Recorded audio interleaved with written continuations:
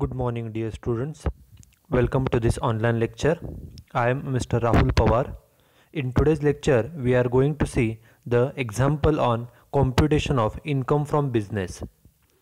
In the previous lecture, we started with this new topic, and in the previous lecture, we have seen that a business is started for earning maximum amount of profit, and every businessman prepares a profit and loss account to know the amount of net profit earned during the financial year.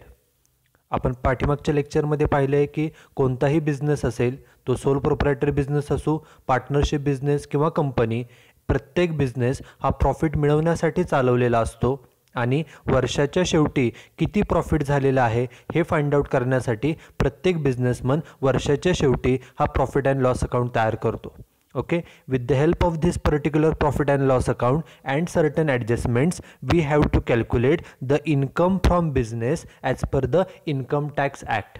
आपल्याला ज्या वेळेला income from बिझनेसचं example विचारलं जातं त्यावेळेला त्या बिझनेसचं profit and loss account आपल्याला दिलेलं असतं, त्याचबरोबर काही ॲडजस्टमेंट दिलेले असतात आणि त्याच्या साह्यानं आपल्याला त्या बिझनेसचं इन्कम कॅल्क्युलेट करायचं आहे as per the income tax act. Okay, now to this lecture we are going to see the first example on the computation of income from business. आपण या लेक्चरमध्ये एखाद्या बिझनेसचं इन्कम कसं कॅल्क्युलेट केलं जातं याचं पहिलं एक्झाम्पल पाहणार आहोत. This is example number 1. Okay, read the example carefully, and most important instruction to all the students is you should write down this example and solution in your notebook. Okay, this is first example. If you understand this example, then definitely you will be able to solve the remaining examples quickly. Okay, it takes only 20 to 30 minutes to solve the example, to read the example and to solve the example. So read the example carefully. This is example number 1. Following is the profit and loss account of Mr. Akshay. Okay, means Mr. Akshay is the owner of the business and we are given the profit and loss account. Business चा owner कोण आहे तर अक्षय आहे. This is profit and loss account for the year ended 31st March 2020. जे आपल्याला profit and loss account दिले ते 31 March 2020 आहे. This is debit side and this is credit side. Debit साईडला बघा कोणकोणते एक्सपेन्सेस आहेत. पहिले एक्सपेन्सेस आहे, first expenses is salary, amount is 78,000 हा फर्स्ट आहे. नेक्स्ट वन इज ॲडव्हर्टाइजमेंट, जाहिरात केली, amount is 8,000. Third expenditure is fire insurance, amount of fire insurance is 3,500. Okay, then next expenditure is office expenses amount is 4,500. Okay, next expenditure डेप्रिसिएशनचा खर्च आहे 15,800. पुढचा खर्च आहे बोनस टू स्टाफला बोनस पेड केला. ओके, किती पेड केला आहे 12,800. Next is income tax paid केला आहे 8,600. नेक्स्ट वन इज जीएसटी म्हणजे गुड्स अँड सर्व्हिस टॅक्स, तो पेड केला आहे 4,500. Next expenditure interest on loan, बिझनेसनं कोणतं तरी लोन काढलं आहे, कर्ज काढलं आहे, त्याच्यावरचं व्याज आहे 5,600. Next one is RDD 3,500 and last point is net profit. Amount of net profit is ₹1 lakh. Net profit किती दिलेला आहे तर 1 लाख दिलेला आहे. हा जो नेट प्रॉफिट आहे त्याला इथं मी सर्कल करतोय. जो नेट प्रॉफिट आहे आपल्याला जेव्हा एक्झाम्पल सॉल्व करायचं असतं त्यावेळेला सुरुवात ही नेहमी आपण नेट प्रॉफिटपासून करतो. This is debit side. Now see the credit side बघा, पहिला पॉईंट आहे ग्रॉस प्रॉफिट किती आहे 2 लाख रुपये, बरोबर. Next is sundry receipt, sundry means किरकोळ इन्कम मिळाले 8,400. Third one is gift from father, वडिलांकडून गिफ्ट मिळालं किती रुपये 25,000. Next one is interest from bank deposit, बँकेमध्ये पैसे ठेवले होते त्याच्यावर इंटरेस्ट म्हणजे व्याज मिळालं 6,000. And last one is bad debts recovered, bad debts म्हणजे पैसे बुडाले आणि ते पैसे रिकवर झाले म्हणजे वसूल झाले. ज्यानं पैसे बुडवले होते त्यानं पैसे आणून दिले. अमाऊंट किती 5,400 आणि दोन्ही साईडची बेरीज दिली त्यांनी 2,44,800. Okay, this is the profit and loss account which is given. Now we will read the adjustment. ज्या ॲडजस्टमेंट्स आहेत आपण त्याला टिकमार्क करूया. पहिली ॲडजस्टमेंट काय सांगितले बघा, सॅलरी इन्क्लूड ₹4,200. सॅलरीमध्ये 4,200 कशाचे आहेत तर 4,200 पेड टू डोमेस्टिक सर्वंट. म्हणजे सॅलरीमध्ये 4,200 कुणाला पेड केलेले आहेत तर डोमेस्टिक सर्वंटला. मग सॅलरी बघा कुठे आहे, ह्या सॅलरीवरती ॲडजस्टमेंट आहे, त्याला मी टिक मार्क केली. Okay, this is first.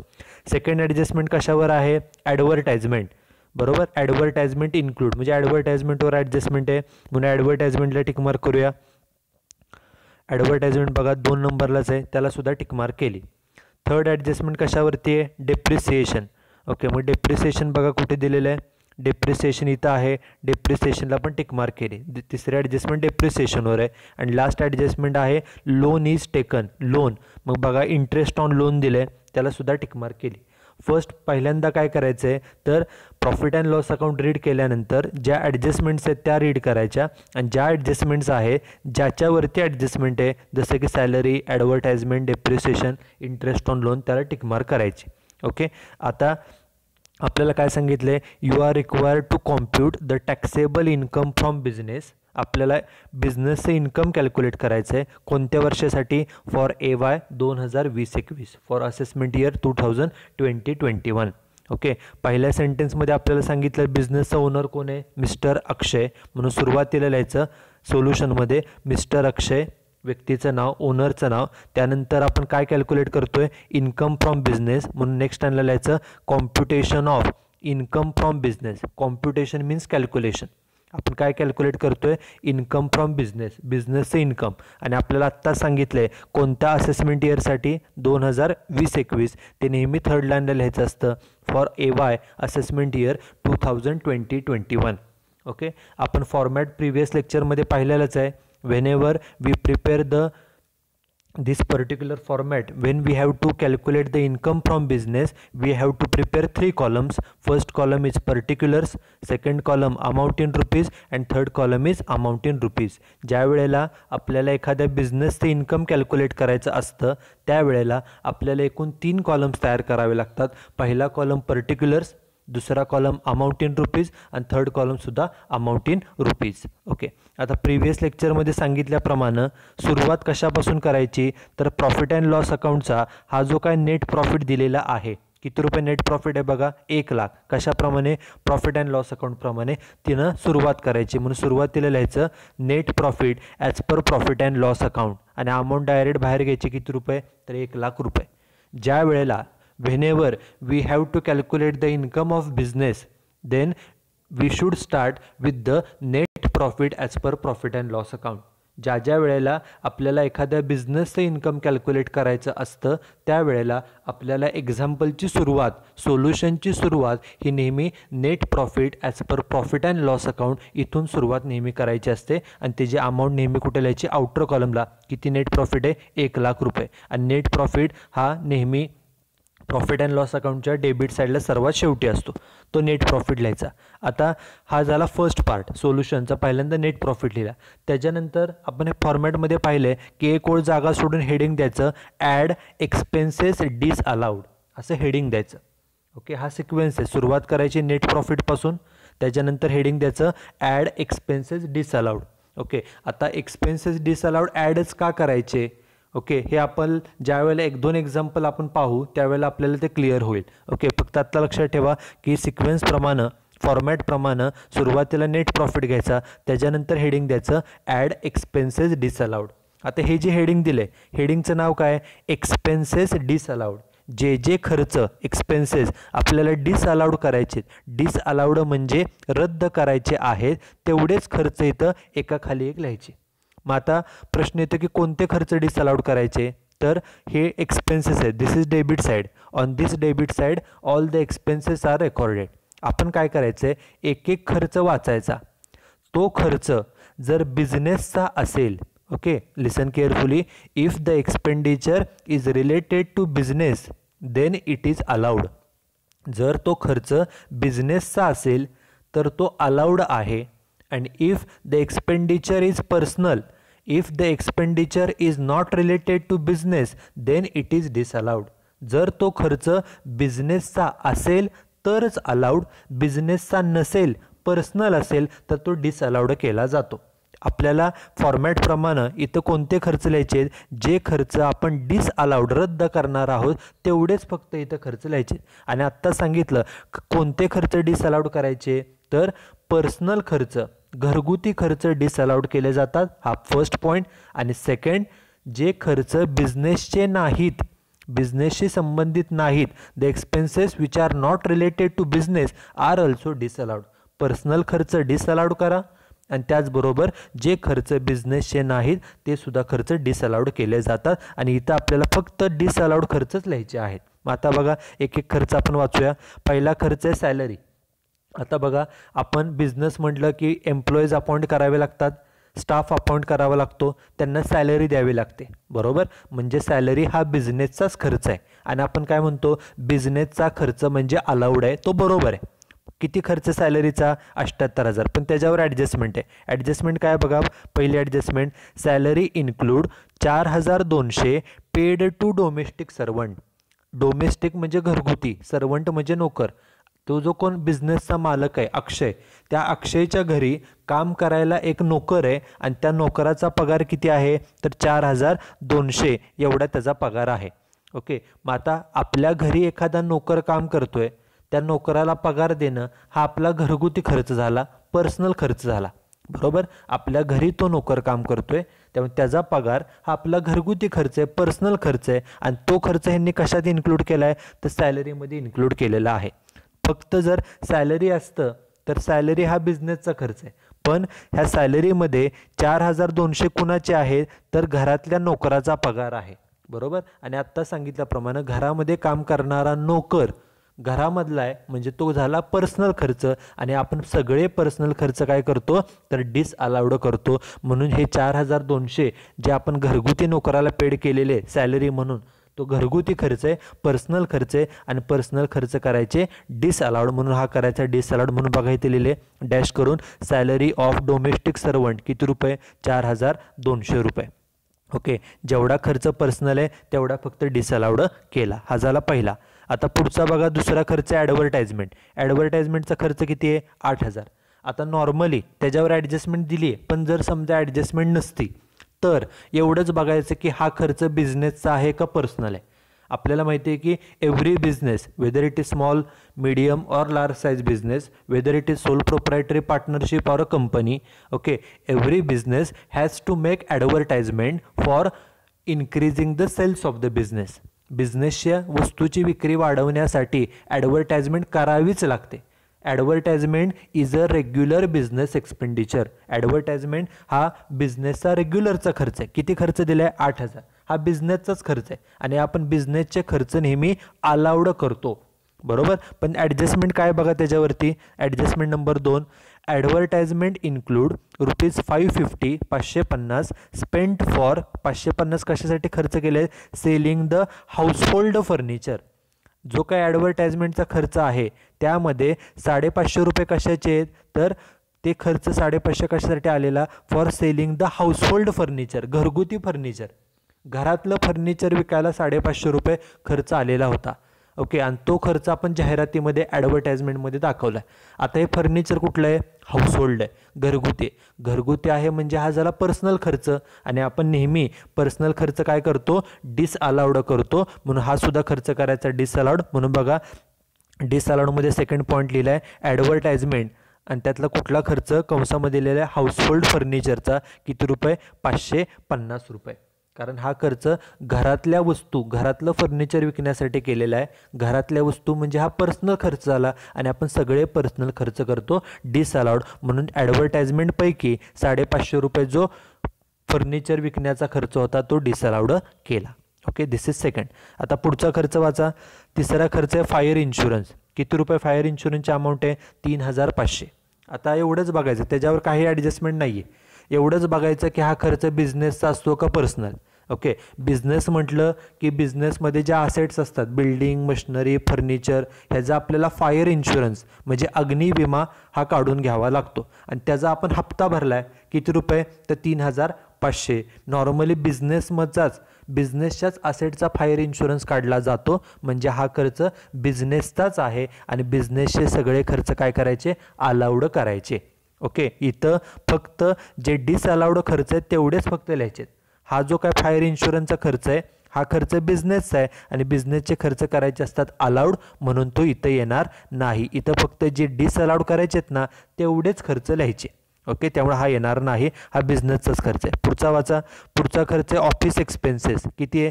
4,500. Adjustment काहीही नाही. आता नावामध्ये सांगितलं आहे की हा खर्च कुठला आहे, तर ऑफिसचा आहे. ऑफिसचा म्हणजे हा बिझनेसचाच खर्च आहे आणि आपण सगळे बिझनेसचे खर्च काय करतो? अलाउड करतो. साधा सिंपल नियम आहे, लक्षात ठेवा.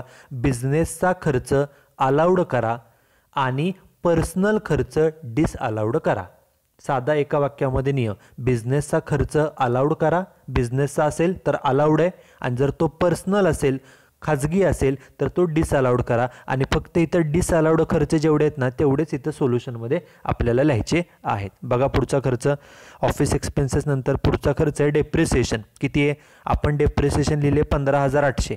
आता डेप्रिसिएशन हा बिझनेसचा खर्च आहे का पर्सनल आहे? बघा, तर बिझनेसमध्ये in every business a business has number of fixed assets like building, machinery, furniture etcetera etcetera. आणि ह्या ज्या काही असेट्स असतात आपण या असेट्सवरती डेप्रिसिएशन कॅल्क्युलेट करतो आणि तो डेप्रिसिएशन प्रॉफिट अँड लॉस अकाउंटला चार्ज करतो. ओके, डेप्रिसिएशन हे बिझनेसच्या ज्या असेट्स असतात त्याच्यावरचंच असतं, बरोबर. त्यामुळे डेप्रिसिएशन हा बिझनेसचाच खर्च आहे, बरोबर. फक्त ॲडजस्टमेंट त्याच्यावर दिले. आपण P&Lला डेप्रिसिएशन किती लिहिले बघा, तर 15,800. ओके, आणि ॲडजस्टमेंटमध्ये काय सांगितलं बघा, adjustment number 3, depreciation as per income tax rules. Income टॅक्सच्या नियमाप्रमाणे डेप्रिसिएशन किती पाहिजे होतं? इन्कम टॅक्स नियमाप्रमाणे डेप्रिसिएशन पाहिजे होतं 14,000. पाहिजे होतं 14,000 नियमाप्रमाणे, आणि आपण किती दाखवले बघा, तर आपण दाखवले 15,800. पाहिजे होतं किती?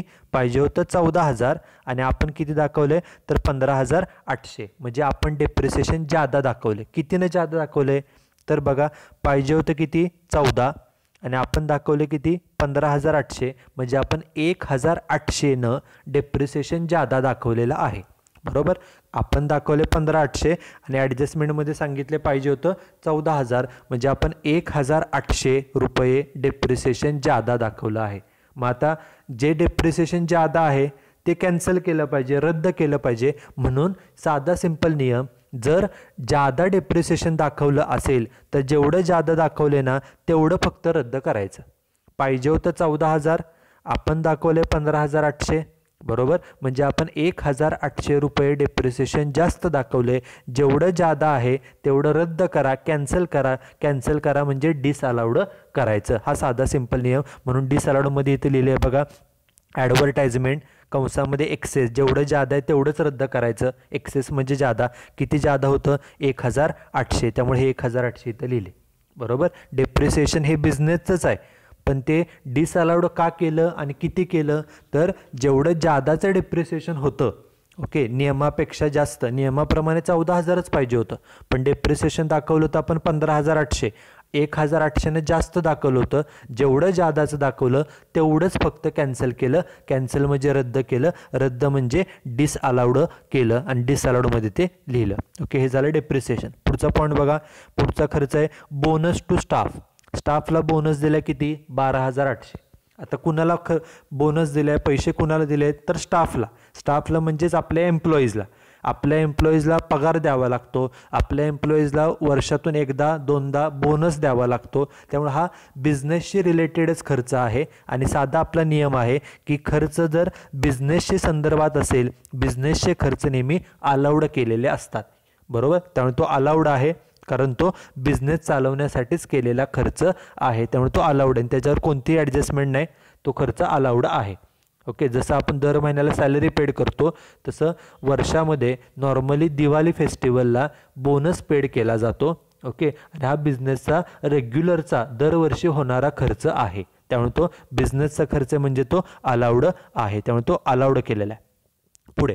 पुढचा खर्च बघा, पुढचा खर्च इन्कम टॅक्स. इन्कम टॅक्स किती पेड केला आहे? 8,600. आता हा कन्फ्युजिंग पॉईंट आहे, प्रत्येक एक्झाम्पलमध्ये हा पॉईंट येतो. Income tax, what is income tax? Income tax म्हणजे काय, तर प्रत्येक व्यक्तीला जे काही पर्सनल इन्कम मिळतं, वैयक्तिक इन्कम, त्या इन्कमवरचा टॅक्स म्हणजे इन्कम टॅक्स असतो. ओके, त्यामुळे इन्कम टॅक्स हा कधीही बिझनेसचा नसतो. Income tax is always a personal income tax.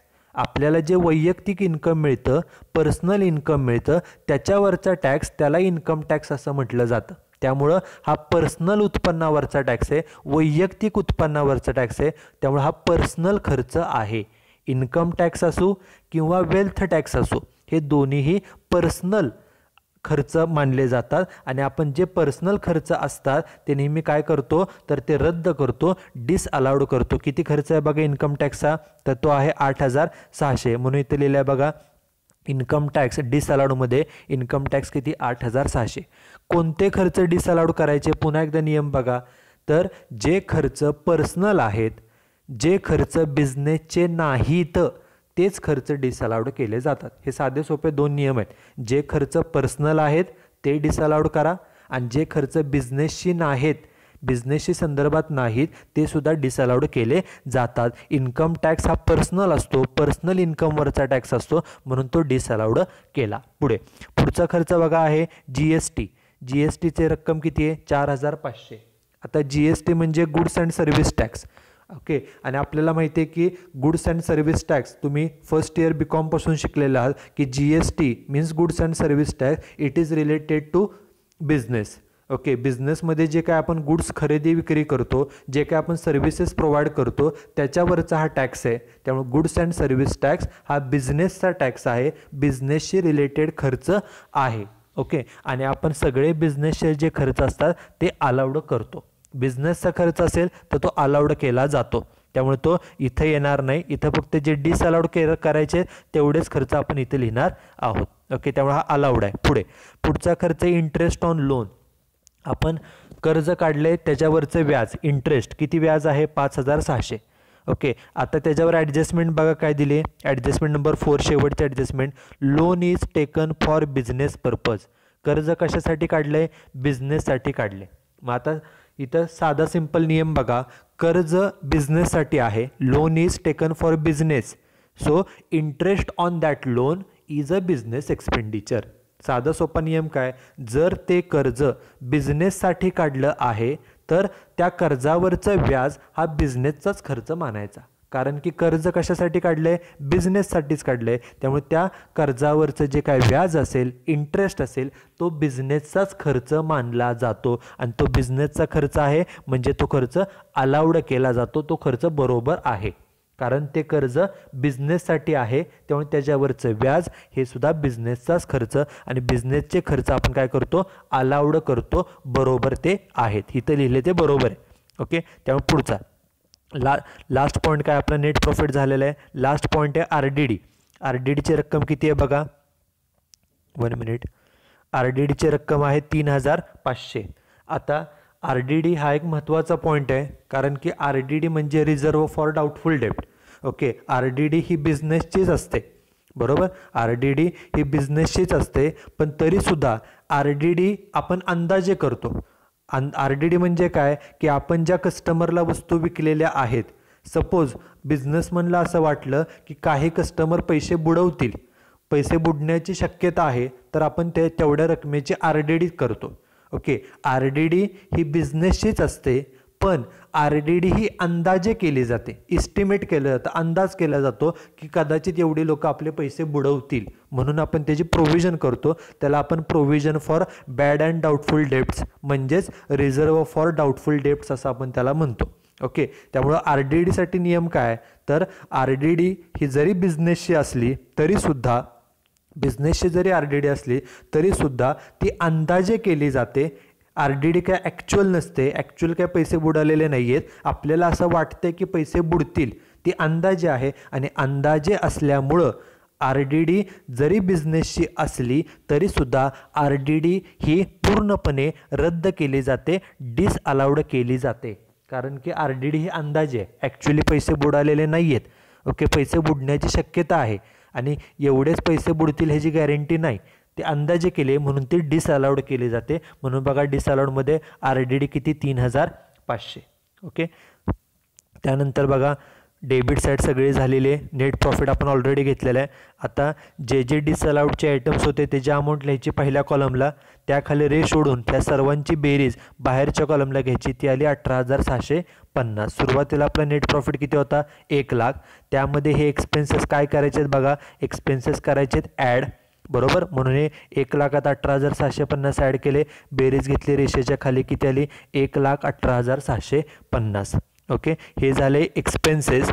आपण बघा सुरुवात केली होती नेट प्रॉफिटपासून. नेट प्रॉफिट घेतला आउटर कॉलमला, त्यानंतर जे एक्सपेन्सेस डिसअलाव करायचे ते ॲड केलेत, एक्सपेन्सेस ॲड केले, त्याच्या विरुद्ध आता इन्कम्स करायचे लेस. एक्सपेन्सेस ॲड आणि इन्कम्स लेस, म्हणून एक ओळ जागा सोडून हेडिंग द्यायचं लेस इन्कम्स डिसअलाउड. जसं एक्सपेन्सेस डिसअलाउड लिहिले, जे जे खर्च डिसअलाव करायचे होते ते लिहिले, तसंच आता जे जे इन्कम डिसअलाव करायचे रद्द करायचे ते आपण आता इथे लिहिणार आहोत, लेस इन्कम्स डिसअलाउड. आता इन्कम्स बघा, हे क्रेडिट साईड आहे, क्रेडिट साईडला सर्व इन्कम्स असतात. एक एक इन्कम बघा. पहिले इन्कम आहे ग्रॉस प्रॉफिट, किती आहे 2 लाख. एवढंच बघायचं की हे जे पैसे मिळालेत हे बिझनेस करून कमवले असतील तर ते बिझनेसचं इन्कम. ओके, आणि बिझनेसचं इन्कम हे अलाउड आहे. जो नियम एक्सपेन्सेसला वापरला तोच इन्कमला सुद्धा वापरायचा. मग बघा पहिलं ग्रॉस प्रॉफिट आहे, ग्रॉस प्रॉफिट बिझनेस करूनच कमवलेला असतो, त्यामुळे हे बिझनेसचं इन्कम आहे आणि बिझनेसचं इन्कम आहे म्हणजे ते अलाउड आहे. बिझनेसचं इन्कम असेल तर अलाउड, पर्सनल असेल तर डिसअलाउड करायचं. ग्रॉस प्रॉफिट हा बिझनेस करूनच कमवलेला असतो, त्यामुळे तो पूर्णपणे हा अलाउड आहे. This is first. पुढचं इन्कम काय आहे, सन्ड्री रिसीट. सन्ड्री रिसीट्स म्हणजे किरकोळ इन्कम. ओके, बिझनेस करून काही किरकोळ, जसे बिझनेस चालवण्यासाठी काही किरकोळ खर्च होतात तसेच काही किरकोळ इन्कमसुद्धा मिळतात. ओके, हे किरकोळ इन्कम मिळालं आहे, सन्ड्री इन्कम मिळालं आहे, मिसलेनियस इन्कम आहे, म्हणजे हे बिझनेसचंच इन्कम मानलं जातं. आणि साधा नियम, बिझनेसचं इन्कम असेल तर ते अलाउड करा, बिझनेसचं नसेल तर एवढं फक्त डिसअलाउड करायचं. आणि आपल्याला सोल्युशनमध्ये फक्त जे डिसअलाउड करायचेत ना इन्कम तेवढेच फक्त लिहायचे आहेत. पुढचं इन्कम बघा. मग त्यानंतर पुढचं इन्कम आहे गिफ्ट फ्रॉम फादर, किती 25,000. आता सांगा, आपल्याला वडिलांकडून गिफ्ट मिळालं, वडिलांकडून गिफ्ट मिळालं, पेरेंट्सकडून गिफ्ट मिळालं, फ्रेंड्सकडून गिफ्ट मिळालं, गिफ्ट मिळालं फ्रेंड्सकडून, रिलेटिव्हकडून, पेरेंट्सकडून, तर ते आपलं गिफ्ट हे पर्सनल असतं. जसं आपण एखाद्याला गिफ्ट देतो, त्याला काय गिफ्ट द्यायचं आहे, किती रुपयाचं गिफ्ट द्यायचं आहे का नाही, हा आपला पर्सनल प्रश्न आहे, तो आपला पर्सनल खर्च आहे. त्याचप्रमाणे whenever we get any gift from friends, from relatives, from parents or from anyone, then it is a personal income. हे काय बिझनेस करून गिफ्ट मिळालेलं नाही आहे, बरोबर. आपल्याला वडिलांकडून गिफ्ट मिळालं आहे आणि वडील असतील, फ्रेंड्स असतील, रिलेटिव्ज असतील, हे आपले पर्सनल आहे. ओके, त्यामुळे हे पर्सनल इन्कम आहे. आणि साधा नियम, पर्सनल असेल तर ते डिसअलाउड करायचं, बिझनेसचं असेल तर अलाउड, पर्सनल असेल तर डिसअलाउड. त्यामुळे हे डिसअलाउड होईल. बघा डिसअलाउडमध्ये पहिलंच गिफ्ट फ्रॉम फादर किती रुपये, 25,000 रुपये अमाऊंट घ्यायची पहिल्या कॉलमला, हे पर्सनल आहे. पर्सनल इन्कम डिसअलाउड करायचे. पुढचं आहे इंटरेस्ट फ्रॉम बँक डिपॉझिट. बँकेमध्ये पैसे ठेवले होते आणि व्याज किती मिळालं, 6,000 रुपये. आता एवढंच बघायचं की हे जे पैसे मिळाले आहेत, किती 6,000, हे पैसे आपण बिझनेस करून कमवले आहेत का.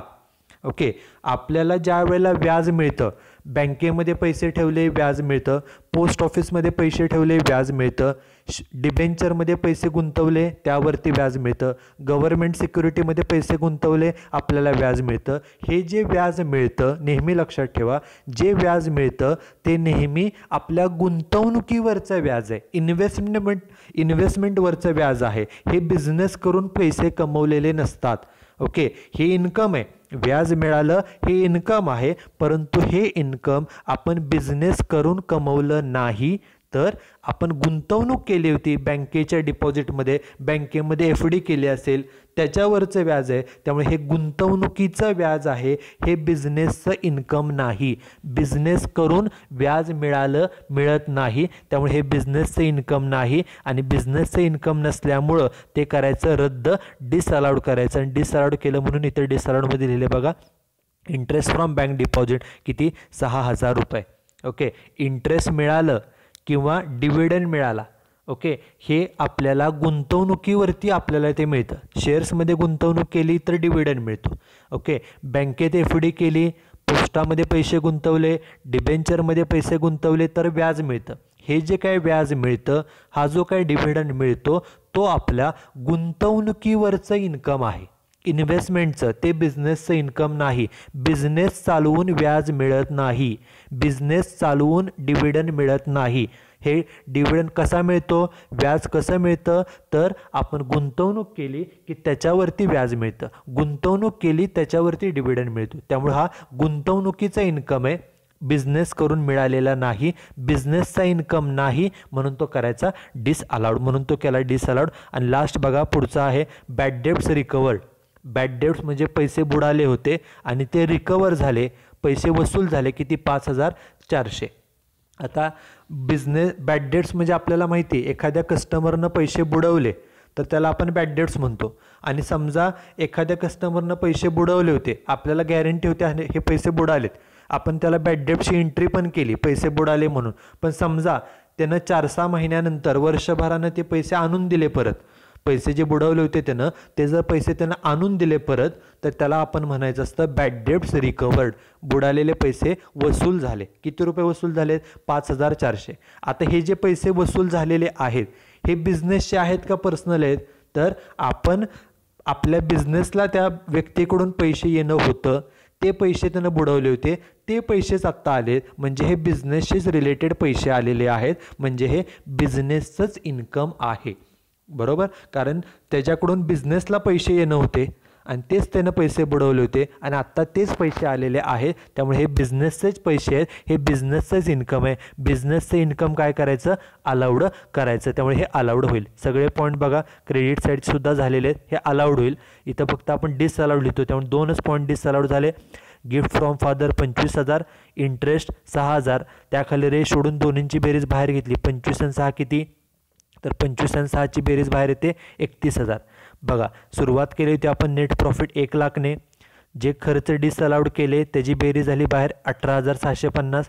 हे खर्च आपल्याला ॲड करायचे होते म्हणून 1 लाखात हे 18,650 ॲड केले, सगळ्याची बेरीज किती आली, 1,18,650. आणि आत्ता इन्कमची बेरीज बाहेर किती आली, 31,000. इन्कम काय करायचे तर लेस करायचे. मग ह्या 1,18,000मधून हे 31,000 लेस करा, खाली वजाबाकी किती आली बघा, 31,000 लेस केल्यावर वजाबाकी आली 87,650, 87,650. आणि त्याला म्हटलं जातं income from business. Okay, so this is how a income of business is calculated. एखाद्या बिझनेसचं इन्कम कशा प्रकारे कॅल्क्युलेट केलं जातं त्याचं हे फर्स्ट एक्झाम्पल आहे. Okay, so that's it for today's lecture. One important notice for all students is you should write your name in the comment box of YouTube for attendance. Okay, thank you very much.